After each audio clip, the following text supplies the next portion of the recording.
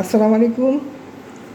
আলিফের অনেক জ্বর কাশি, তার জন্য আমি কাড়া বানাচ্ছি। এখানে 1 মগ পানি নিলাম।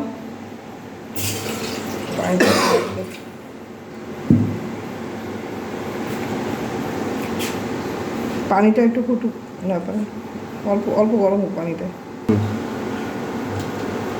পানিটা একটু হালকা গরম হয়ে গেছে। এখানে দিয়ে দিচ্ছি 2টো তেজপাতা, 2টো লং, 2টো এলাচ, 2 টুকরা দারচিনি, আদার কুচি।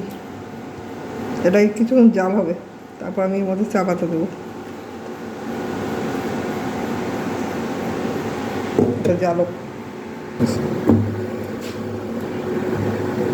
আদা, এলাচি, লং, তেজপাতা, দারচিনি, এটা জাল হচ্ছে। এই কাড়া কফ কাশি হলে এটা এটা বানিয়ে খেলে কফ কাশি অনেক আরাম পাওয়া যায়, কফ কাশি কমে যায়।